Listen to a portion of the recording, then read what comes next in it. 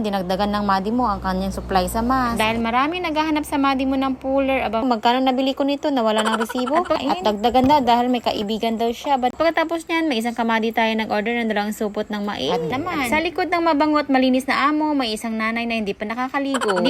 Dahil magdadalawang linggo na atang sira ang bike ni Kuya Greg. Kaya eto, dadalhin ko muna sa espesyalista. Malapit lang naman, Madi. Hindi naman ganong kalayuan. Balik kakatapos lang nila nitong maligo, Madi. Kaya papalaruin ko muna nang sa ganon ay mapawisan naman. At sa likod ng mabango at malinis na amo, may isang nanay na hindi pa nakakaligo. Hindi pa napapawis ng kilikili mo, Madi. Abay, nakarating ka na dito. Ganon kalapit. Ay, pagkarating ng team, Madi mo, abay, napaka-good news. Nasa bungan ang magbubulkit. Aba naman. Dahil magkakapamilya, magkakalapit, may bulkitan. Aba naman, Madi. Dito tayo sa kabila. Itong isang dito ay ninong ko sa kasal, Madi. Tinanong ko nga kung pwede ba sila makapag-bulkit. Dahil ang apo ay gustong magbahay. Abay, ang sabi, wala rin daw ang taga-bulkit nila. Aba naman, ano bang nangyaring ito? Dahil wala rin magbubulkit sa kabila. Abay, balik bahay ang team Madi mo. Abay, babalik lang daw, Madi. Maya-maya. Feeling ko nga itong bike ni Kuya Greg kailangan ng palitan ng interior. Kasi mayat maya, Madi ay na-flat. Dito pala sa purok namin, Madi, ay daming nagabulkit. 3 po sila. Iniwan ko muna yung mga amo ko sa labas, Madi. At nang sa ganun ay makapaglaro na. Madi mo ay simulan ng bakbakan. Nais ko muna tong mini sofa namin na mag3 linggo na rin na hindi napapalitan na sa pa-cover. Abay, hindi pa nagsisimulang maglaro, Madi. Abay, ginutom na itong mga amo ko. Humihingi na ng merienda. Ay, sa wakas ay magagalaw ko na itong aking mga paninda na hindi pa nadidisplay. At dahil may memo na ulit patungkol kay COVID. Kaya ayan, dinagdagan ng Madi mo ang kanyang supply sa mask. Dahil marami naghahanap sa Madi mo ng puller. Aba, Madi, bumili na ako ng isang pack. Pati ang Madi mo ay kailangan din ito. Alam mo ba, Madi, na nakakatuwa itong suki namin na binibilan namin ng Omega ko nito. Pag nabili talaga ako sa kanya, ay binibigyan niya ako ng pa-freebies na cellophane. At ito din ang pa-free niya sa Madi mo. Talagang laking tuwa ng Madi mo. Bago pa maubos ang lighter ng Madi mo. Kaya ito ay bumili na ng bagong supply. Dito kasi sa amin, Madi, hindi naman lahat nakagasol. Karamihan dito, gumagamit pa rin ng mga kahoy, panggatong. Hindi pwede maubusan ang Madi mo ng lighter. Meron din naman naghahanap ng posporo, pero karamihan talaga lighter.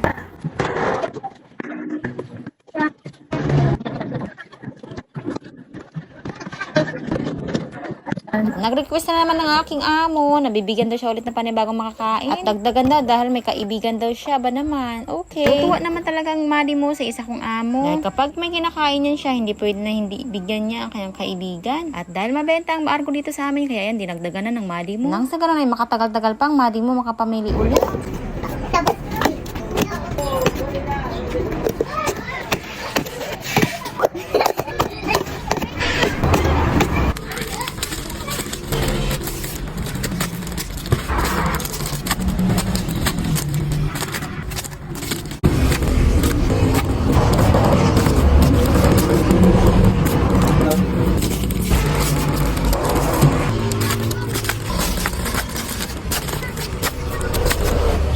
Hindi pa man ako natatapos, Madi. Aba naman tong amo ko. Sinakyan na ang karton. Dahil galing sa labas, abay, pawis na pawis. Pati ako napapawis na rin. At ang kuya ko ay gusto pa magpakilitit ang haling tapat. At sa kalagitnaan ng pagre-refill ng nanay. Alam mo ba, Madi, itong mga amo ko kapag sa kilitian na ba, Madi, hindi ka talaga uurungan. Abay, lalo na pag nandito ang tatay, naku. At umaga hanggang gabi, papatulan ka ng mga to.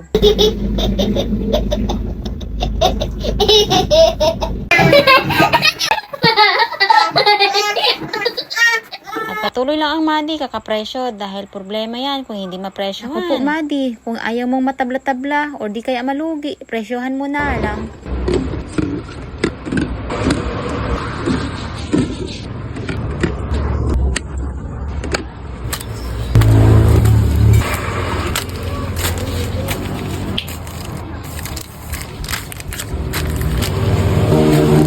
Ay, salamat Lord, na-arrange na rin ng Madi. Hindi ko na malaman kung magkano nabili ko nito, nawala ng resibo. At pagkatapos niyan, may isang kamadi tayo nag-order ng dalang supot ng mais. At dahil nandyan na magpipick up, kaya yan, piniprem muna ng Madi mo. Ayan, nakamadi, salamat sa order mo. At pangalawang ligo ng dalawa kong amo. Dahil nga gustong maligo sa likod ng bahay, ala sige. At dahil pantanghali na rin, okay lang din sa Madi mo. Nang sa ganun ay mapasarap ang tulog nila. At french fries ng Madi mo para sa lunch ng mga amo. At hindi na kami nag-rice money, goods na ang french fries. Follow for more. See you.